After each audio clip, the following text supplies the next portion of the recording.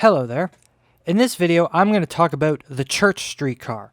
One of those streetcars that is kind of nondescript, very much faded into the background, although very much important nonetheless. So let's get into it. The origins of the Church Streetcar start back in the late 1800s. Church Street for a time was the main north-south street for the city since its formation as the town of York in 1793. By the time the late 1800s rolled around, Yonge Street had taken the role of Toronto's main north-south artery. However, that said, Church Street was still an important and major road for the growing city. While stagecoach service had been in operation along Yonge Street and King Street as far back as 1849, on September 11, 1861, the Toronto Street Railway would be created and they would see new lines constructed. Church Street would be the 7th street to receive streetcar service after Yonge Street, Queen Street, King Street, Sherbourne Street, Winchester Street, and Spadina Avenue. Service on Church Street would begin in 1881 with horse-drawn cars running from Union Station to Bloor Street via French Street and Church Street.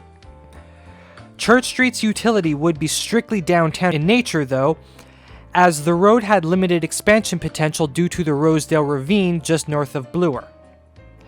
This is in contrast to Yonge Street, which was extended beyond Bloor.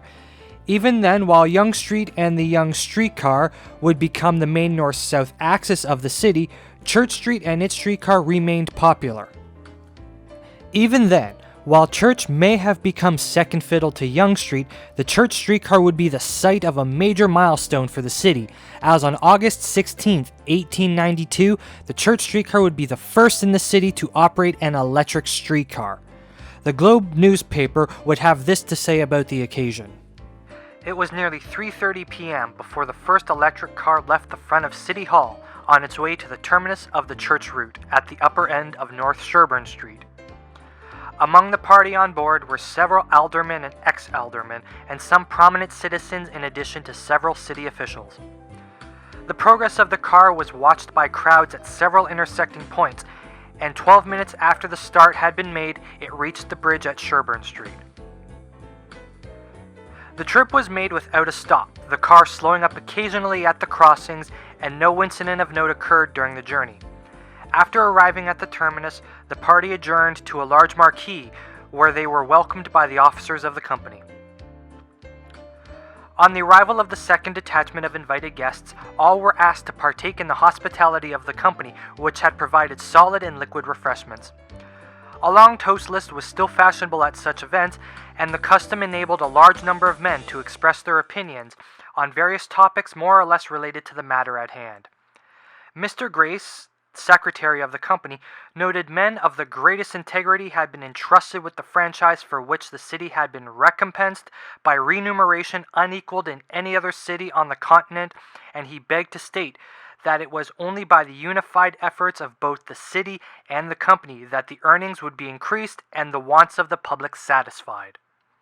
The proceedings terminated after 5 o'clock, a thoroughly enjoyable afternoon having been spent by all. This major change would be implemented by the Toronto Railway Company, which took over operations of the line from the Toronto Street Railway after its charter had expired. With the success of the electric streetcars on Church Street, the rest of the network would be electrified over the next 2 years. Church streetcars would now run the route to a loop at Sherbourne and Bloor.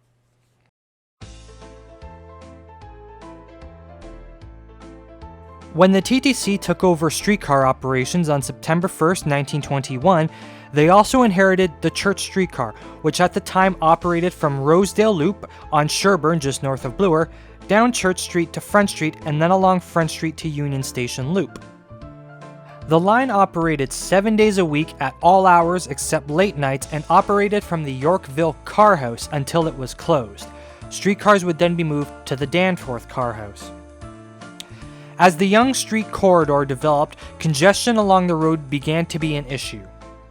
Due to this, Church Street would become the main route for many tripper cars, shuttling commuters into the downtown core from the outer fringes of the city. Services that used Church Street included the Bloor Tripper, which operated from Carlton Street south onto Church Street and then west along Wellington Street. The College Tripper would come from east on Dundas, south on Victoria Street, and then proceed west along Richmond Street before running north along Church Street back to Dundas Street. The Carlton Tripper followed the similar route, although it would loop through Adelaide Street instead of Richmond Street. The Yonge Tripper, which came west along Carlton Street and then south along Church Street to Richmond Street before heading back to Yonge Street. Lastly, there was the Danforth Tripper, which came from the east along Bloor Street and then south along Church Street before looping through Queen Street, York Street, and Richmond Street. On November 27, 1922, Church Street would get its own tripper service, operating from Latrell Loop at the very east end of the city, then along Bloor and Danforth to Church Street. The line would then travel south on Church Street before making a loop via Front Street, Yonge Street, and Wellington Street. On July 1, 1923, this service would be cut back to Coxwell Road. On the same day, the DuPont streetcar was rerouted down Church Street as a means to relieve congestion along Yonge Street. Since these streetcars spent more time on Church Street than DuPont Street, the route was renamed to the Church Streetcar. 1 week later, the Church Tripper would be merged with the Danforth Tripper. The Church streetcars would be moved out of the Danforth Car House and into the St. Clair Car House, sometimes called Wychwood Car House, on December 16, 1923. Service would be operated by double-ended streetcars owned by the former Toronto Civic Railway until March 16, 1925, when they were replaced by single-ended cars owned by the former Toronto Railway Company. Streetcars would continue to operate along DuPont Street until April 13, 1931, when Asquith Loop opened on Church Street just north of Bloor. Monday to Saturday service was revised to operate out of this loop, and as such, the former DuPont streetcar would get its name back. Even then, Church streetcars would still operate to Christie Street along DuPont on Sundays. On June 16, 1932, operations of the Church streetcar would once again be moved from the St. Clair Car House to the Eglinton Car House. The Church streetcar would remain as such through the Great Depression and the beginning of World War II. Things would change, however, on March 1, 1942, when the TTC revised its services system-wide as a response to the shortages of gasoline and rubber due to the war effort. Because of this, the Church streetcar operations were once again moved back to the Danforth Car House, and the Church Tripper was split off from the Danforth Tripper, following its old route, although this time looping via King Street, York Street, and Wellington Street. It would switch its direction of travel through the loop depending on the time of day, operating west along King during the morning rush hour, and then the reverse in the evening. Some Church Tripper cars would still operate to Latrell Loop, thus duplicating the Danforth Tripper. Another change would come with the introduction of the Peter Witt cars onto Church Street to replace the old wooden cars, which had been in operation on the street since 1925 and were formerly owned by the Toronto Railway Company. The introduction of the Witt cars would be brought about by the Church Tripper, since prior to this the route had operated as the Sherbourne Tripper. However, the wider Witt cars could not operate along Sherbourne Street due to the tracks being too close together. The tracks had not been replaced since the TTC took over operations in 1921.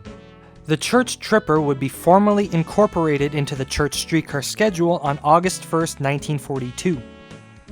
The final change would come on June 6, 1943, when Sunday service to Christie Street was abolished and the DuPont streetcar was moved on to Bay Street. With this, all Church streetcars would now terminate at Asquith Loop.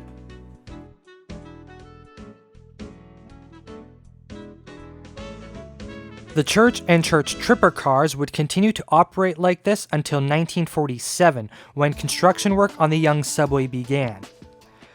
Due to utility relocation works along the under-construction subway line, the westbound track on Front Street was removed, and so Church streetcars could no longer loop via Yonge Street. Instead, the line was looped through Front Street, Scott Street, and Wellington Street.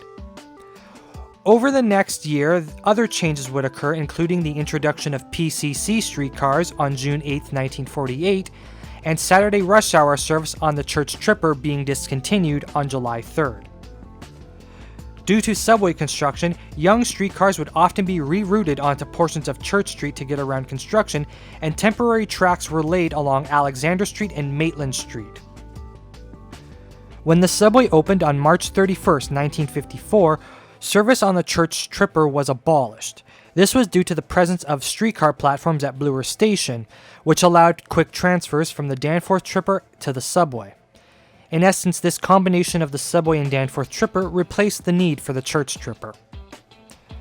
While routes like the Bay Streetcar were killed by the Yonge Subway, the Church Streetcar managed to survive at first. However, its end would come quite soon after. It is possible the Church Streetcar may have survived the opening of the subway. However, problems such as brownouts in the downtown core, caused by the increased electrical demand of the subway, caused the TTC to abolish the streetcar service on Church Street.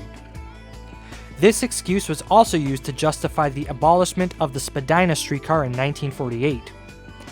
In any case, if any protest was made, it obviously went ignored, as on May 15, 1954, the last PCC streetcar ran along Church Street and the route was officially abolished, ending 73 years of streetcar service on Church Street and one of Toronto's first and oldest streetcar lines.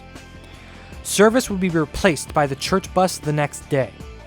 While the streetcars were gone, the tracks along Church Street still remained in their entirety and would continue to be used by routes such as the Dundas streetcar and the Kingston Road Tripper, among others, for various reasons.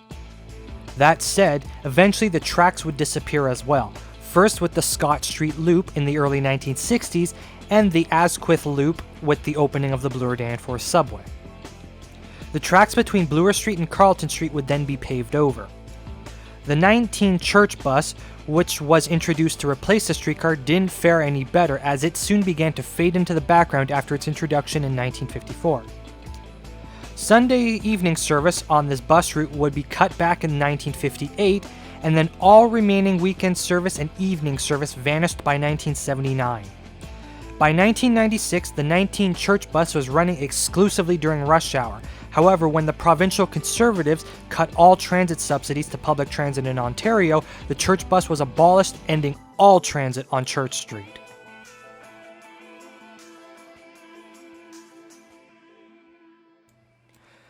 The Church Streetcar is another one of those unfortunate losses, although much like some other streetcar lines, you can make the case that its role was simply usurped by the subway.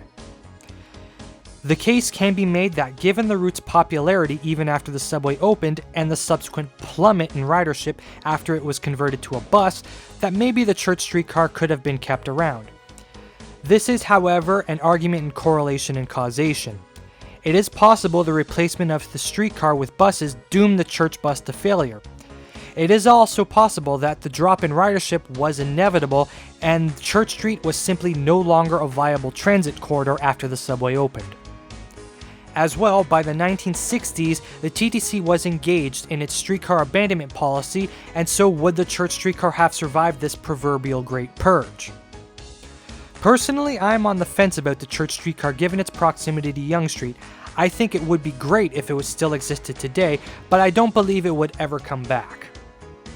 A modern Church Streetcar to me would continue its old route looping through the downtown core via Wellington Street, York Street, and King Street. The northern terminus would more than likely be Sherbourne Station, which would need a streetcar loop.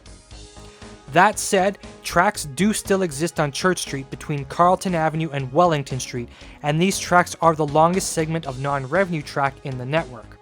You can still see streetcars trundle down Church Street every now and then, although only as short-term services. Maybe, however, given the development that has occurred along the route and the overcrowding on the subway, maybe, just maybe, the Church Streetcar would still be viable today. And with that, I will end this video. Thank you for watching this video, and if you liked it and want to see more like it, please hit that subscribe button, hit that bell button, because I have many more videos like this. And if you want to say anything about the Church Streetcar, or even the Church Bus, go right ahead, write down the comments below, don't be afraid to do that.